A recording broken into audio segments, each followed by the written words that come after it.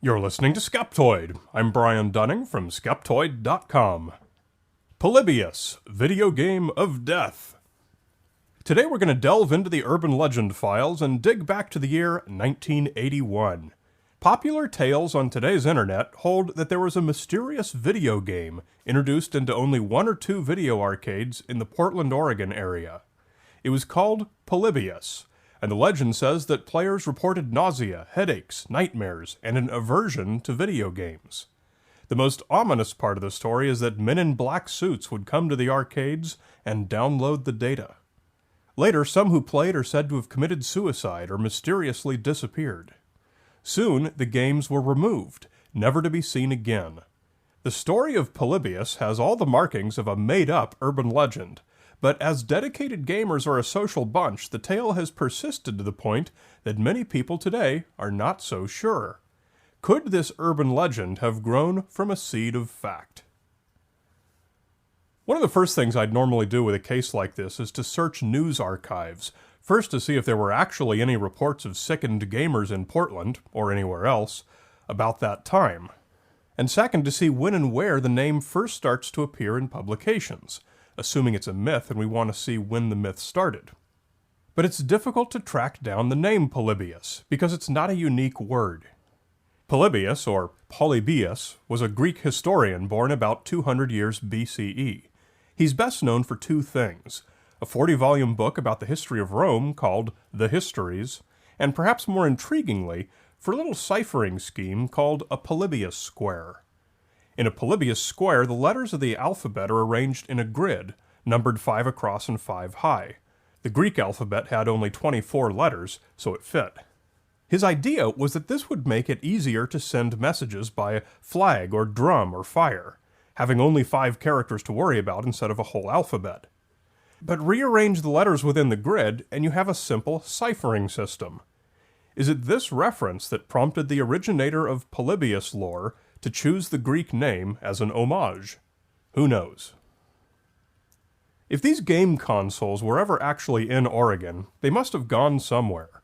Many owners of rare and classic arcade games are members of the Vintage Arcade Preservation Society, which lists exactly one person as the owner of an original Polybius: Rob Sherwin, who lives in Colorado, and owns a dozen or so classic video games.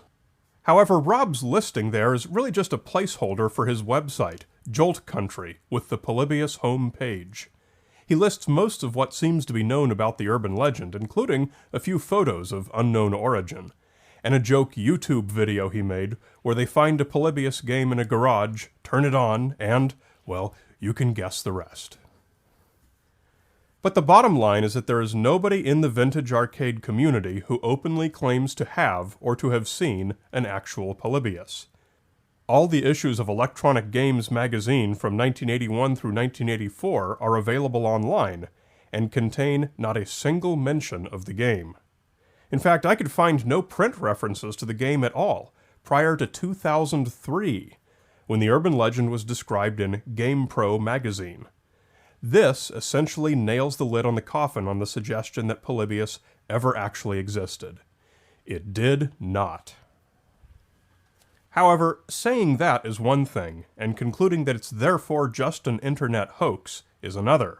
It turns out that the story of Polybius may indeed have an eerily similar basis in fact.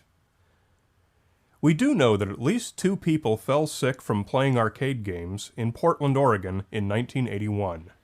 The Eugene Register newspaper reported on November 29, 1981, that 12-year-old Brian Morrow played Asteroids for more than 28 hours, trying to break the record, as local television crews watched.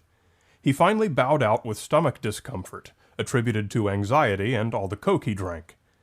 Researcher Catherine Despira, writing in a 2012 edition of online vintage gaming publication Retrocade, discovered that a Michael Lopez developed a migraine headache while playing Tempest on the same day and in the same arcade, where Brian Morrow was going for his record.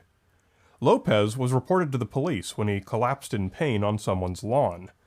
2 players knocked out in the same arcade on the same day. Stories spread like wildfire in the local middle schools. Video games were freaking kids out, possibly even trying to take over their minds. Anyone looking for corroborating evidence would have found even more frightening facts.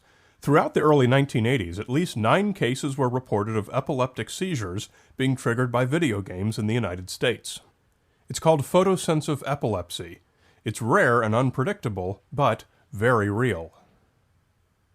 Not only that, but there were, in fact, government agents poking around Portland area video arcades at that very same time. Just 10 days after Morrow and Lopez crashed, state, local, and federal agents raided video arcades throughout the region. It turned out that some arcade operators illegally used their video games for gambling by modifying them with counters that allowed owners to pay out cash to players based on how many points they made in their game, and thus increasing business.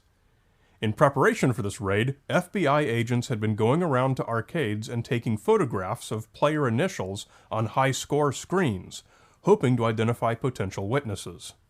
And officers had gone into every business in the city that had video games and poked and prodded around the back of the machine looking for these illegal counters. Arcades had also become a popular place for the sale of stolen goods and drugs, and as a hangout for truants. In fact, authorities even set up at least one fake arcade in Portland and filled the game consoles with hidden cameras, similar to today's automated teller machines, hoping to catch criminals in the act. How much more raw material was needed for teenagers to see a pattern? Games were physically harming players, giving them headaches and nausea, and government agents actually were lurking in every arcade shadow. The Polybius urban legend was hardly fiction. In fact, it was nearly a docudrama. And there's even more evidence that bolsters its validity. The US government did, and still does, use versions of commercial video games. Battlezone, a tank simulator game considered to be the first-person virtual reality game, was modified with controls that mimicked those of an M2 Bradley fighting vehicle in 1980, and sold to the military as the Bradley Trainer. It was intended to train Bradley gunners. One still survives in a private collection. Most famously, in 1996, the U.S. Marines ordered a modified version of the first-person shooter game Doom 2, and used it to train ground troops on specific missions. The version has since been made available to the public for download. Today, the distinction between games sold to the public and games used by the military has been blurred into virtual non-existence. Put all the pieces together, and we're left with virtually no reason to suspect anything implausible about the Polybius legend. Indeed, the urban legend must have been sufficiently established by 1984, as it seems obvious that the writers of the 1984 movie The Last Starfighter found inspiration in pop culture for their story of a teen recruited by a strange man in black for his skills at a covertly developed and monitored arcade game. In fact, the only thing differentiating the popular legend from the real historical record is the name of the specific game Polybius, and this brings us back to our search through the archives of printed history. I've searched all the Polybius urban legend books and websites I could find, and exhausted all my other resources to find the earliest known mention. If you find something earlier, please let me know. I tracked down a page on coinop.org, an internet resource founded in 1994 that's something of a Wikipedia for every coin-operated arcade game known. It does have an entry for Polybius, and that entry was created on August 3, 1998. Suspiciously, every fill-in-the-blank fact about the game is unknown. No information about the console, the display, the case, the controls. What you might expect if the author had never seen or played the game. It recounts only the popular version of the urban legend given at the beginning of this episode, and the name of the publisher, Sinneslöschen. That's not quite idiomatic German for sense delete, or sensory deprivation. Likely what a non-German speaker would come up with if they tried to create a new word using an English-to-German dictionary. The author of the CoinOp page was anonymous and remains unknown. About a year and a half later, in 2000, someone linked to the page in a Usenet forum, and together those two posts form the trunk of the tree from which all resulting internet lore has sprouted. Interestingly, there's one more German connection to the Polybius story. In 1985, East German publisher VEB Polytechnic produced an arcade console game called Polyplay. Notice the similarity in names. It was a collection of 8 games, including a Pac-Man clone. The Polyplay consoles were based on pirated Russian CPUs and were not outstanding examples of engineering finesse. Something over 1,000 examples were built and distributed throughout Eastern Europe, but after only a couple of years, all were recalled by the factory and destroyed. Very few survive. Proposed reasons include that they were too often in need of repair and cost too much to operate, and that after the Berlin Wall came down, there were concerns of license and copyright violations. Combine the story of the Portland teenagers being knocked out by video games, the government agents in Portland arcades, and the game whose name started with Poly being mysteriously removed from arcades, and it's not surprising that the story of Polybius exists. Indeed, it might be more surprising if it didn't exist. At the very least, whoever first posted it to coinop.org needed a lot less creativity than the creators of most urban legends. The lesson learned from Polybius is that the closer you can stick to the truth, the longer legs your urban legend will grow. You're listening to Skeptoid, a listener-supported program. I'm Brian Dunning from Skeptoid.com.